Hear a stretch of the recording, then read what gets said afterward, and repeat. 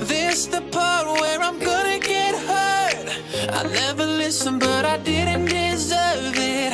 I was young and she was my first love. So they say that you live and you learn. Like, yeah, she gon' mess with your head, oh yeah. And she'll flirt with your friends, oh yeah. Make you wish you were dead.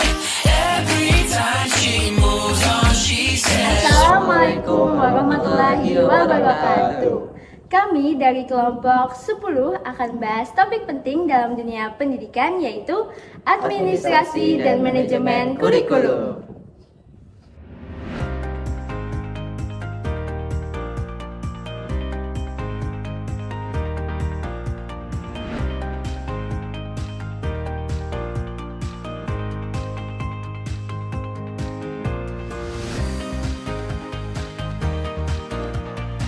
Kurikulum adalah sebuah kunci berjalannya sebuah pendidikan formal, yang dimana hampir semua kegiatan di sekolah kaitan dengan kurikulum.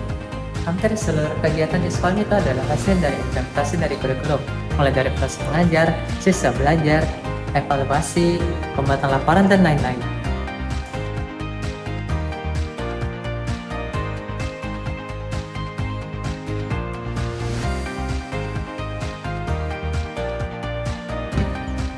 Sebelum kita memahami lebih dalam tentang manajemen administrasi kurikulum, penting bagi kita untuk memahami terlebih dahulu apa itu definisi dari kurikulum itu sendiri sebagai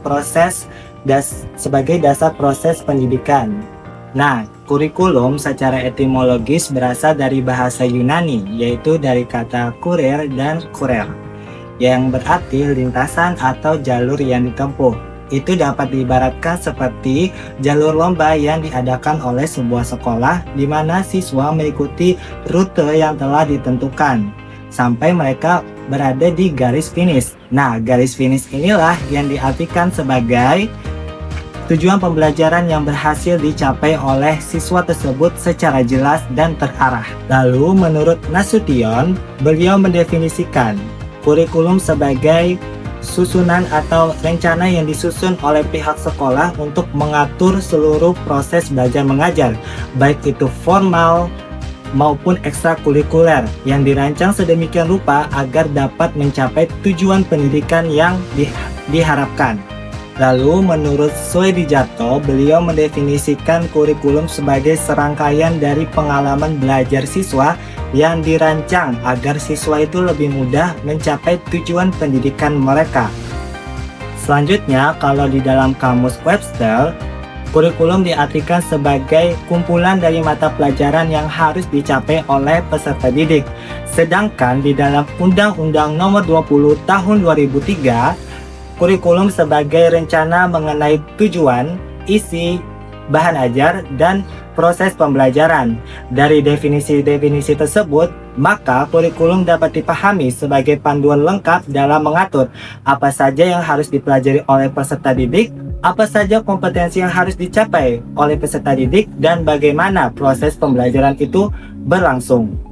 Nah, dari definisi-definisi tadi, maka manajemen administrasi kurikulum itu memastikan seluruh proses belajar mengajar itu berjalan secara terarah dan berkualitas. Sekolah memiliki otonominya sendiri dalam mengembangkan dan mengatur kurikulumnya sendiri, serta didukung dengan dukungan dan supervisi dari masyarakat setempat, sehingga proses pendidikan menjadi lebih terarah, terstruktur, sistematis, dan selaras dengan tujuan pendidikan yang diharapkan.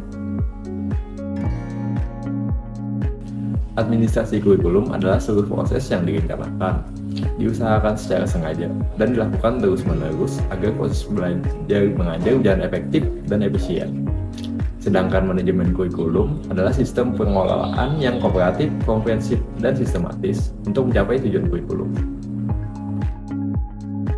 Terdapat 5 prinsip dan fungsi dalam manajemen kurikulum. Pertama, produktivitas, yaitu memastikan hasil belajar sesuai dengan tujuan. Kedua, yaitu demokratisasi, pelaksanaan kurikulum yang melibatkan semua pihak secara adil. Ketiga, kooperatif, yaitu kerjasama antara guru, kepala sekolah, dan tenaga kependidikan. Keempat, efektivitas dan efisiensi, yaitu penggunaan waktu, biaya, dan tenaga secara optimal. Kelima, menguatkan visi dan misi sekolah sehingga kurikulum berjalan sesuai dengan tujuan pendidikan.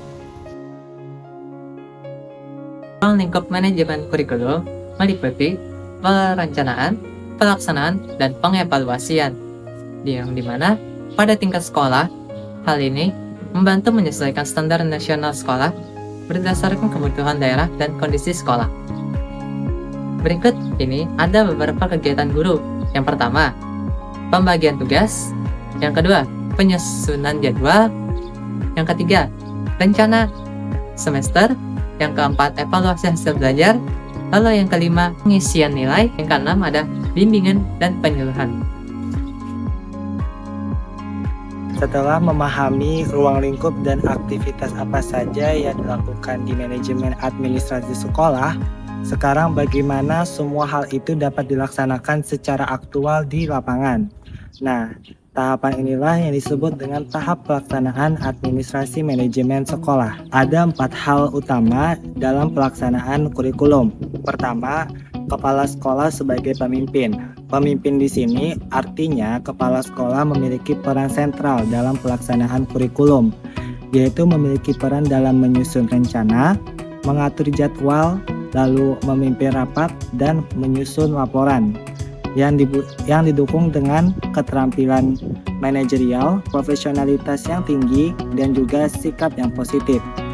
Yang kedua ada perilaku administrator. Administrator harus cekatan dalam merencanakan program, mengatur staf, mengarahkan seluruh pihak, dan juga memastikan seluruh kegiatan sekolah berjalan sesuai rencana. Yang ketiga ada penyusunan rencana tahunan. Rencana tahunan di sini meliputi rencana tahunan siswa, rencana tahunan guru, rencana tahunan organisasi, rencana tahunan anggaran, rencana tahunan humas, dan rencana tahunan organisasi.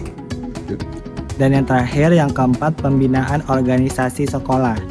Pelaksanaan kurikulum yang berhasil itu tergantung dari organisasi sekolah itu apakah solid atau tidak. Solid di sini meliputi profesionalitas guru yang tinggi, staf yang tanggap, fasilitas yang memadai, dan juga pendukung yang memadai juga. Sebagai mahasiswa teknologi pendidikan, memahami administrasi dan manajemen kurikulum itu sangat penting karena kita akan berperan dalam merancang pembelajaran, mengembangkan media, dan membantu sekolah mengelola proses belajar mengajar. Pengetahuan ini membuat kita melihat sistem pendidikan secara utuh tidak hanya dari sisi media tetapi juga dari manajemennya. Pada awal tahun ajaran, kepala sekolah dan tim kurikulum melakukan pembagian tugas mengajar. Setiap guru mendapatkan mata pelajaran dan jumlah kelas sesuai kompetensi serta kapasitas mengajar. Setelah itu, dibuat jadwal pelajaran yang disesuaikan dengan ketersediaan guru, ruang kelas, dan kebutuhan siswa. Proses ini adalah bagian dari administrasi kurikulum untuk memastikan pembelajaran berjalan tertib, efektif, dan tidak terjadi benturan jadwal. Setiap guru wajib menyiapkan perangkat pembelajaran seperti RPP, program tahunan, dan program semester. Dokumen-dokumen ini berfungsi sebagai pedoman untuk menentukan tujuan pembelajaran, materi yang diajarkan, metode, serta evaluasi. Administrasi ini membantu guru mengajar dengan lebih terarah dan memastikan proses pembelajaran sesuai dengan kurikulum yang berlaku. Setiap akhir semester, guru melakukan evaluasi hasil belajar. Guru merekap nilai tugas, ulangan, portofolio, hingga penilaian sikap. Setelah itu, data dikompilasi dan diserahkan kepada wali kelas untuk diolah menjadi laporan hasil belajar siswa. Seluruh proses evaluasi ini merupakan bagian dari administrasi kurikulum yang memastikan transparansi, akurasi, dan akuntabilitas dalam penilaian pendidikan.